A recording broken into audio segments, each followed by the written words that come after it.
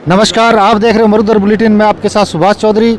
अभी जो राजस्थान के अंदर पंचायती राज चुनाव चल रहे हैं, तो पंचायती राज के अंदर हम जयपुर जिले की जो पंचायत समिति है चाकसू, तो चाकसू के अंदर भारतीय जनता पार्टी ने वार्ड नंबर 7 से उगंता देवी यहाँ से मैदान में उतारा है। तो इनका नेतृत्व कर रहे हैं बद्री नारायण जी, जो पिछली बार सरपंच रहे यहाँ पे, और पूर्व प्रधान भी हमारे साथ है। उनसे बात करेंगे भी इस पंचायत समिति के अंदर जो ये सरपंच रहते हुए क्या विकास करवाया, और अभी खुद मैदान के अंदर है प्रधान के लेकर।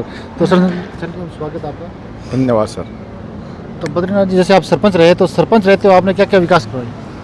मैं सरपंच रहते हुए मेरे द्वारा ग्राम पंचायत के अंदर सामुदायिक भवन है, पंचायत भवन है, पशु औषधालय हैं, गौरव पथ है, और गांव के अंदर सीसी सड़कें हैं, स्कूलें हैं जिनकी 4 दीवारी, शमशान घाटों के टिन सेट वगैरह, और जितने भी जो छोटे मोटे गाँव की गलियाँ वगैरह थी, गांव में घर घर पानी के कनेक्शन करवाए गए, और अन्य प्रकार के जो भी छोटे मोटे विकास कार्य थे, चाहे वह पानी की समस्या का हो, चाहे रोड की समस्या का हो, चाहे किसी भी प्रकार से जो कि 50 साल के अंदर नहीं हुआ था, उससे भी ज़्यादा विकास कार्य मैंने मेरे 5 साल के कार्यकाल में चाकसू तहसील में सबसे नंबर 1 कार्यकाल रहा मेरा। और उसी में सभी प्रशासनिक अधिकारी हो, चाहे जनप्रतिनिधि हो, विधायक हो, सांसद हो, सबकी मेहरबानी से, उनके आशीर्वाद से बहुत अच्छा विकास करवाया मैंने, और विकास हुआ भी है, जो कि गाँव की जनता को विकास दिख भी रहा है।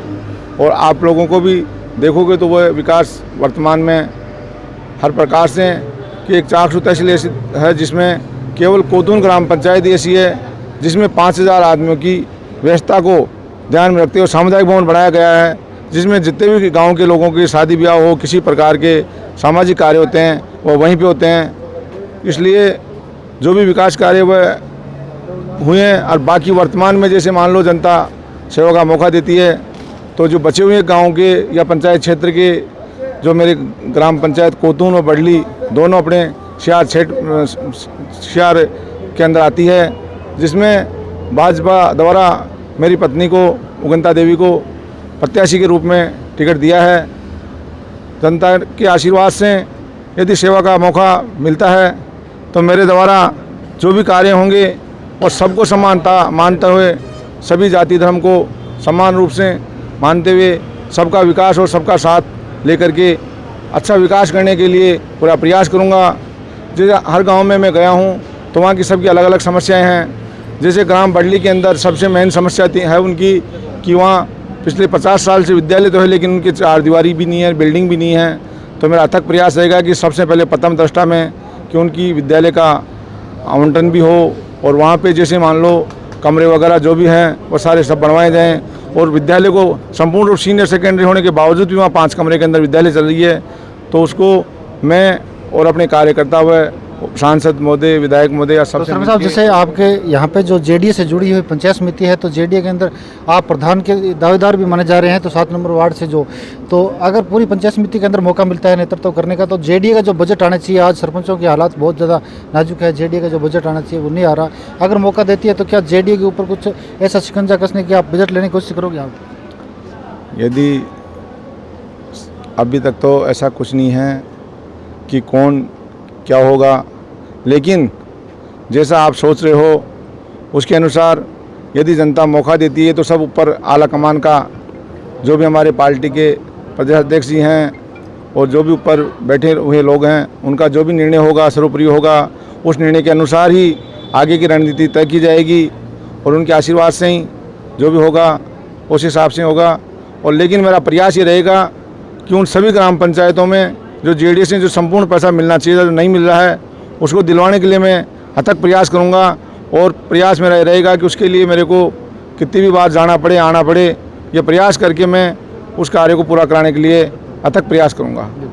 तो कांग्रेस सरकार जब विधानसभा चुनाव लड़ रही थी, तो आपकी 24 सूत्रीय मांग थी सरपंचों की, तो उस टाइम सचिन जी पायलट ने बोला था हमारी सरकार आएगी 24 सूत्रीय मांग हम पूरी करेंगे सरपंचों की, लेकिन अभी तक सरपंचों की जो मांग है वो पूर्ण नहीं हुई, फिर भी सरपंच संघर्ष कर रहे हैं।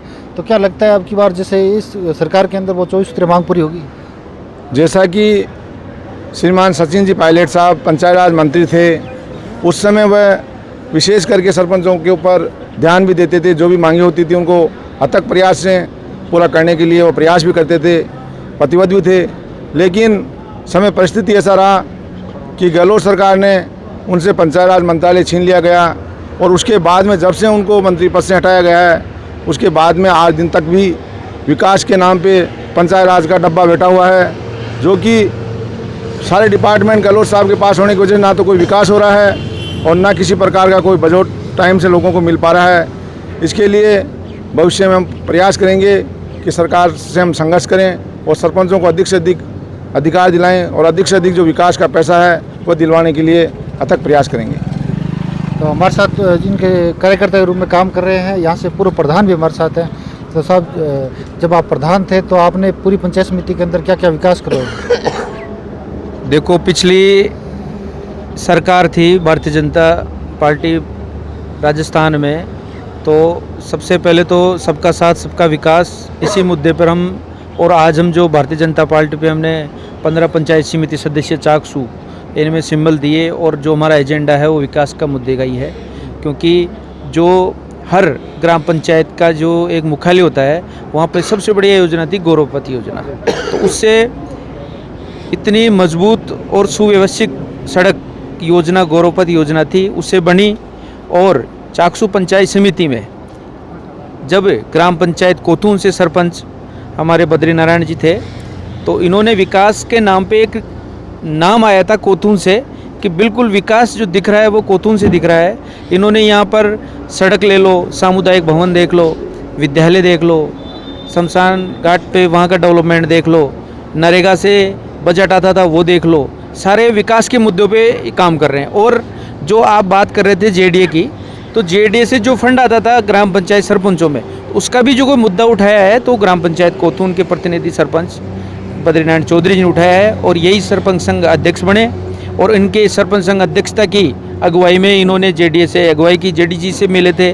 और वहीं जब हुई तो हर ग्राम पंचायत को विकास के नाम पर 50-50 लाख रुपए की एक सहायता राशि मिली थी, वो भी सारा नियंत्रण तो बद्रीनारायण जी के उसमें था। तो और हमारा हाँ, जैसे पंचायतों के अंदर हम देखा है भेदभाव होता है सरपंचों के साथ, तो आपका कार्यकाल कैसा रहा?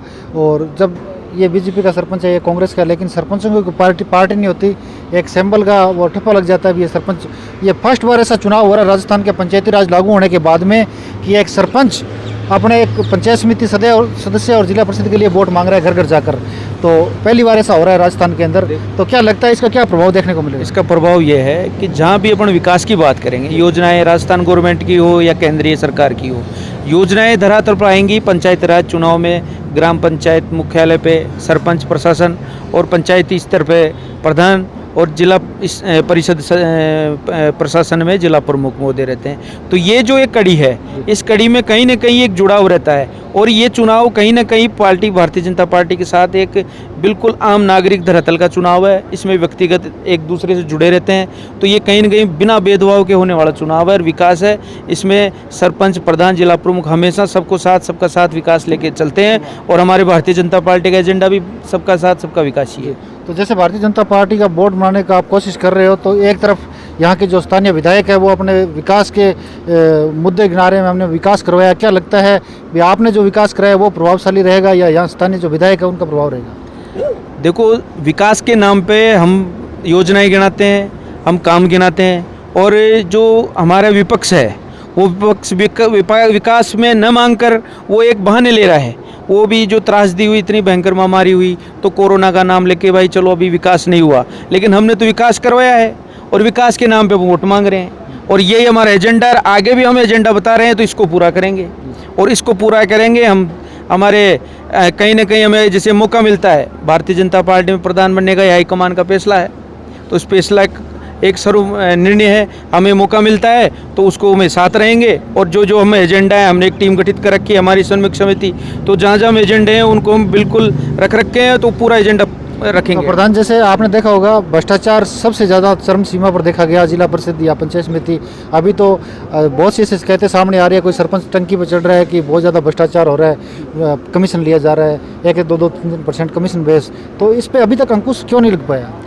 देखो, भ्रष्टाचार एक ऐसी व्यवस्था है जो बिल्कुल हमारे सामने तो अनगिनने के बराबर है। जब भी ये सरपंच वगैरह इनका आता है, ये जो भी होता है कांग्रेस सरकार में इस ढंग से आता है, तो ये तो कांग्रेस सरकार जाने, या तो इनके पास फंड नहीं है, ये फंड का सहारा लेते हैं। पिछली बार भी जितने टेंडर हुए हैं उनके फंड इन्होंने रोक रखे हैं कि बिल्कुल पीडब्ल्यूडी में पैसा नहीं है, पंचायत राज में पैसा नहीं है, और पैसा आता है सेंट्रल गवर्नमेंट से, उसको भी नदारद करते हैं। सारा एसएफसी जितने योजनाएं का पैसा आया, जो एक 14वें वेतन आयोग उसका पैसा उन्होंने रख रखा है। बीच में भी सरपंचों ने आंदोलन किए कि इस पैसों को क्यों, उसका ब्याज ले रहे हैं ये, तो ब्याज भी अपने उसी को अपने फंड को बढ़ाने के लिए कर रहे हैं। तो जबकि ये है जनता का पैसा, ये जनता के पास पहुंचना चाहिए, विकास होना चाहिए। और आप ही उठा के देख लो, जब से कांग्रेस सरकार आई है, कोई एक प्लेट लगी हो, कोई कहीं ये कह दे कि कोई सड़क बनी हो, तो हमें बताओ आप। जो भी योजनाएं, कुछ योजनाएं तो पिछली गवर्नमेंट की थी, वो अभी ये उद्घाटन कर रहे हैं। सड़क योजनाएं थी, अभी केंद्रीय सड़क योजनाएं का शुभारंभ हुआ, उसमें भी सारा श्रेय अभी विधायक महोदय ले रहे हैं। अभी हमारे दौसा लोकसभा क्षेत्र की सांसद महोदय जसकौर जी ने बिल्कुल नितिन गडकरी जी का लेटर बताया हमें कि ये बिल्कुल ये रोड केंद्रीय से है, और उसका सारा धन्यवाद हमारे दोस्त लोकसभा जसकौर जी मीणा को जाता है। उसका श्रेय कांग्रेस सरकार के विधायक महोदय लेना चाहते हैं, तो जनता को गुमराह कर रहे हैं। बहुत सी योजना आती है शर्मा साहब, आपने देखा होगा जिला परिषद और पंचायत समिति में दफन हो जाती है। अगर आपको मौका मिलेगा तो क्या वो योजनाएं सही रूप से काम करेगी धरातल के ऊपर? हमारा प्रयास रहेगा कि सरकार के पास जितनी भी योजनाएं आती है उनको अधिक से अधिक प्रयास करके पंचायत समिति चाकसू में लाया जाए, जिससे आम जनता को, आम नागरिक को अधिक से अधिक फ़ायदा हो सके और भला हो सके।